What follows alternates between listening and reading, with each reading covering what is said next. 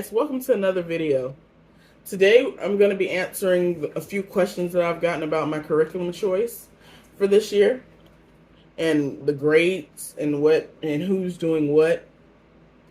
So we're going to start with science. For science, we're doing easy peasy biology. This right here is the 5th to 8th grade, but I have a high schooler, I have a middle schooler, and I have an elementary student. So what I do is I print out my pages either for the quarter or for a week or two in advance, depending on how I feel, how many pages there are. And I color code their clips, their paper clips.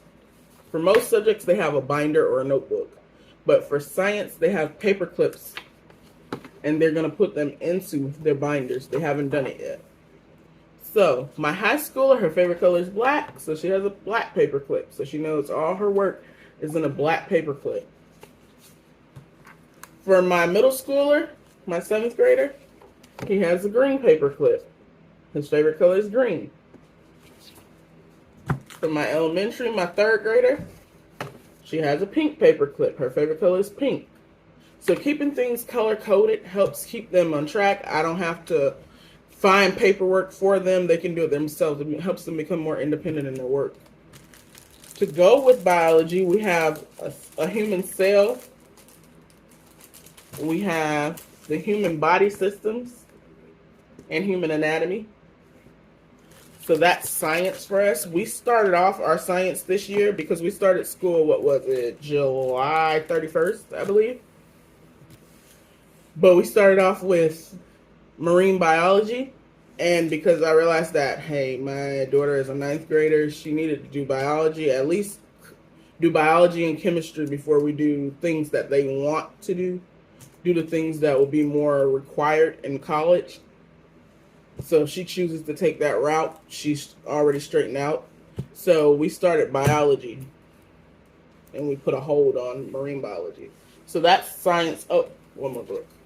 And we have a book about the human body. It has like little cutouts and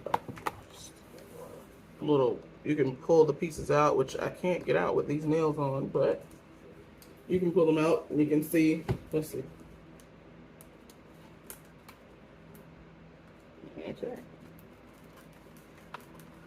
Okay, well, you can pull it out and you can see behind it, and it'll show like the pictures that's behind it.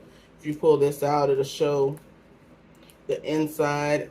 It's just like that. So that's science. For math, it's tricky. For my 3rd grader, I printed out her math from, well, I did both. But for my 3rd grader, I printed out her math from Teachers Pay Teachers. And she's doing 3rd grade math. And some of her math, well, most of her math is actually easy peasy, which is all in one homeschool, 3rd grade. So she's doing 2 different things at one time. It's just to help her, make sure she understands it. Not just, okay, you do this one page and then we move on to the next thing. I don't like doing that with my kids. I want to make sure they fully understand it. I mean, that's the best part about homeschool. They can go as slow as they need to, and they can move as fast as they need to. So for her, she's doing all-in-one homeschool, and she is on day, I believe, 29 now. So we'll be on our 29th day of school come Monday. Yes. So that's her math.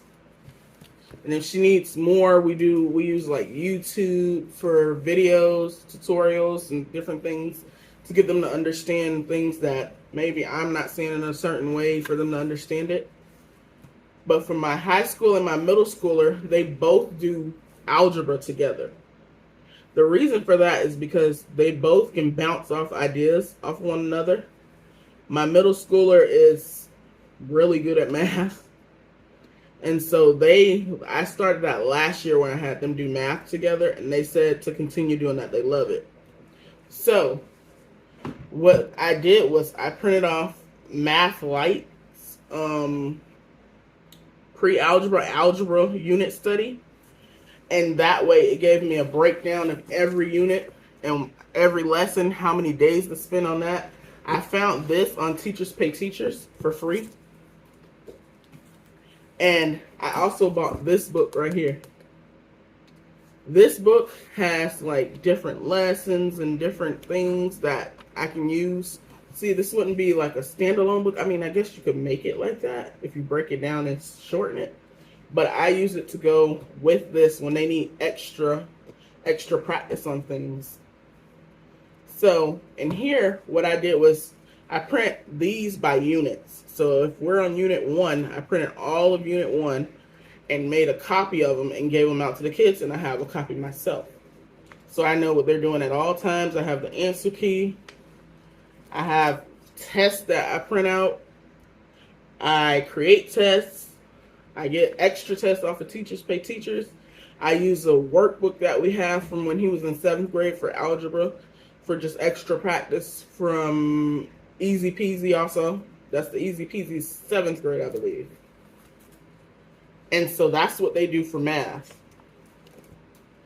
In their notebooks, they keep notes. Like they take notes for different definitions of words and anything they need, anything that I feel like they need to help them, that's in their notebooks. As far as literature goes, for my 7th and 9th grader, my 7th and 9th grader do literature on the computer. That is the only, well, no, that's a lie. That's the only core curriculum that they do on the computer. They do it through Easy Peasy. My 3rd grader did not want to do computer work this year. She wanted to work with mommy. So she does language arts and literature with The Good and the Beautiful. This, I think, is supposed to be like a 4th grade level book, advanced 3rd grade. But she loves reading and she loves literature. So we did this year. And here, and I love The Good and the Beautiful for literature. They have, like, they give her vocabulary words that she studies. And it's not just, oh, here go the word, repeat it. It's like she gets to do things like, let's say she does yoga poses while she spells the words, hops on one foot. It's things to keep them interested. So that's her work for literature. That's literature. As far as history, we do history together.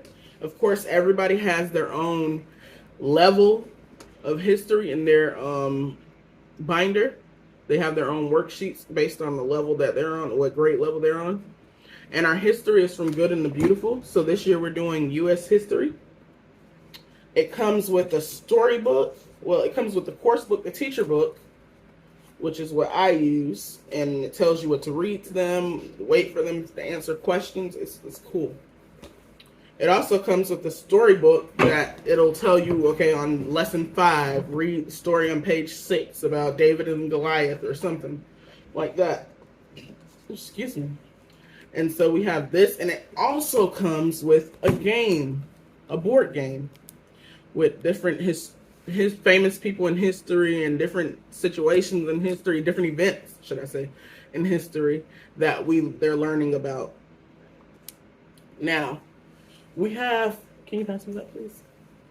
We also have books that I give them to read. They have their alone reading time, and we also do group reading.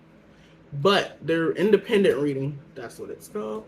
They're independent reading right now. I don't have in my 7th grader's book. What book are you reading right now? I don't know.